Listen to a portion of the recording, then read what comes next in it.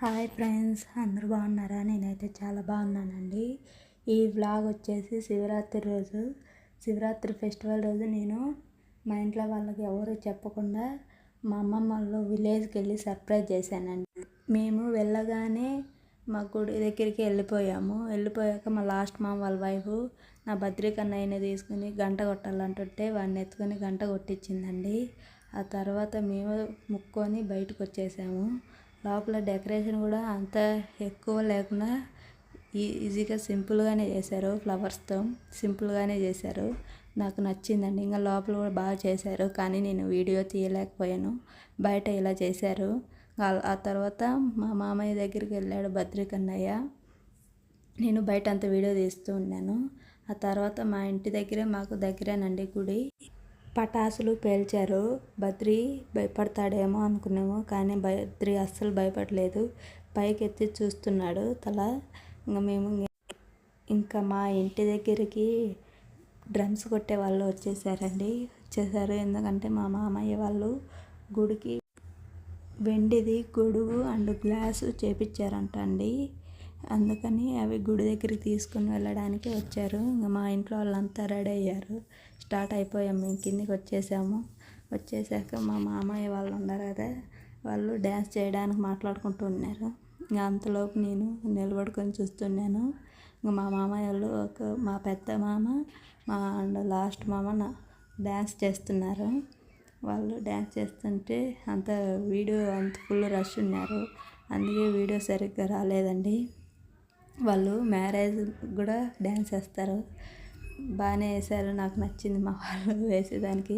ఇంకా మాకు దగ్గరేనండి గుడి, చెప్పాను కదా.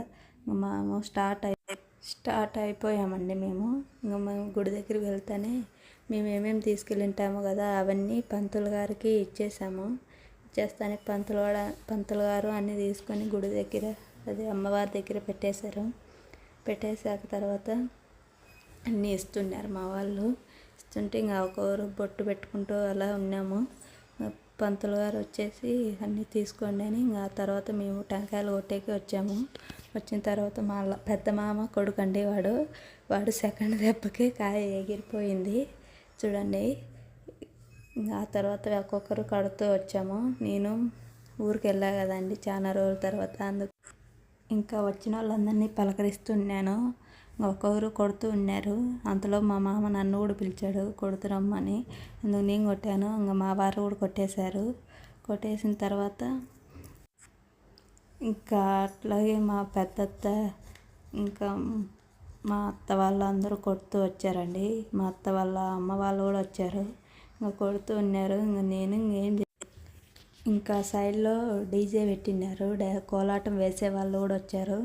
ఇంకా అవి కూడా ఎందుకులే తీసేదని నేను వీడియోస్ తీయలేదండి. ఎందుకు మళ్ళీ అవని ఇంకా మా వాళ్ళు కొట్టేస్తూ ఉన్నారు. అంతలోపు మళ్ళీ గుడి పక్కనే అన్నదానం చేశారు. ఇంకా మేము అందరం వెళ్ళి తినేసాము. అక్కడే white rice, colour rice, dalcha, పెరుగు చట్నీ అన్నీ చేశారండి. బాగున్నాయి టేస్ట్ అయితే. ఇంకా ఇంటికి వచ్చేసామండి. ఇంటికి వచ్చేసి పనుకున్నాను నేనైతే. ఇంకా నైటే దేవుడు ఊరేగింపుకి వెళ్తాడు. ఇది మార్నింగ్ వచ్చేటప్పుడు చూడండి. మా ఊరికి వచ్చేసరికి 11 అయింది. ఇంకా ఒక్కొక్కరు వెళ్ళి దండం పెట్టుకుంటూ టెంకాయలు కొడుతూ ఉన్నారు. ఇంకా అక్కడేనండి మా ఊర్లో ఏం జరిగినా ఆ గుడి ముందరే బాగా అన్నీ పెట్టేది. వినాయక చవితికి కూడా అక్కడే బొమ్మను పెట్టేది.